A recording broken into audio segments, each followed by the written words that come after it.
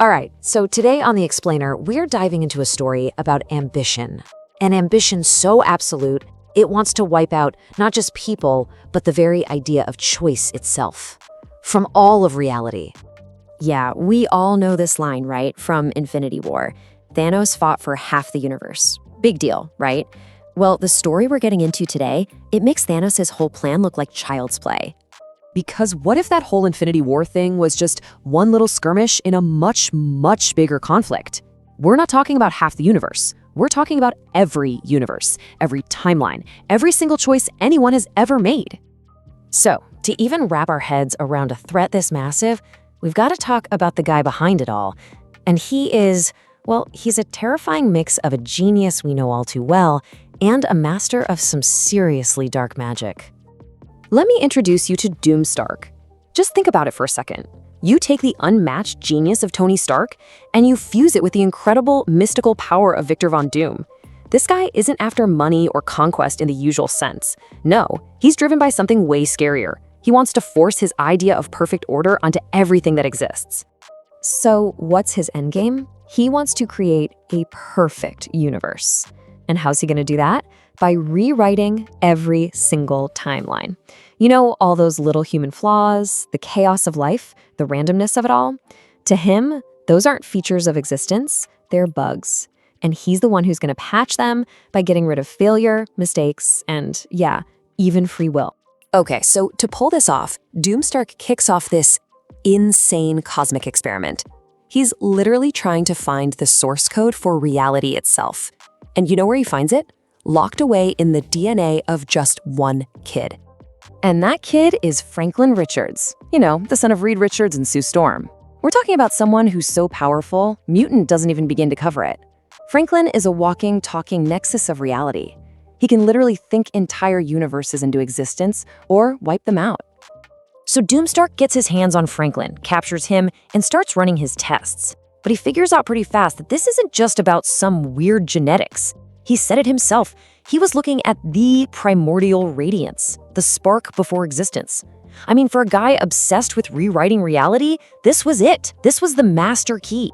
But of course, this is where it all goes horribly wrong for Doomstark. Because while he was studying Franklin, Franklin's powers started studying him. The kid's cells were literally absorbing every bit of magic, every scientific formula, and evolving so fast, it just completely broke all the rules. And that leads to a huge, terrifying shift in power. The test subject was about to take over the whole experiment. The capsule Franklin was in, it didn't break or blow up. It just kind of faded away.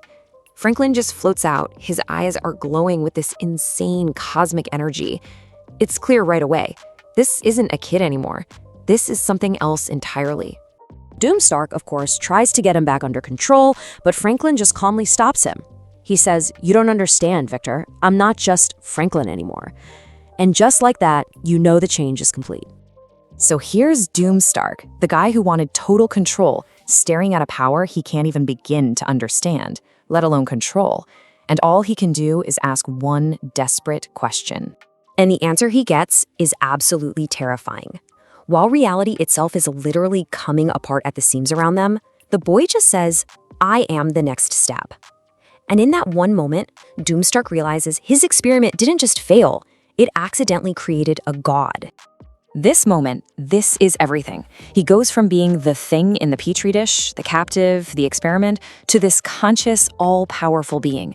He became that primordial spark Doomstark was looking for, something so far beyond our understanding that even other cosmic gods can't figure him out. And this new being, he's got a name, the Beyonder. We're talking about something that doesn't just have a lot of power. It goes beyond the very definition of being alive. So what's the first thing you do when you become a god? Well, you tear down the old reality and build a new one. And that is how Battleworld was born. Yeah, with just a thought, the Beyonder starts remaking everything. He folds up the space between all the different realities. Then he smashes all the parallel dimensions together. And then he pulls every living thing from every corner of time and space and plops them down in one place.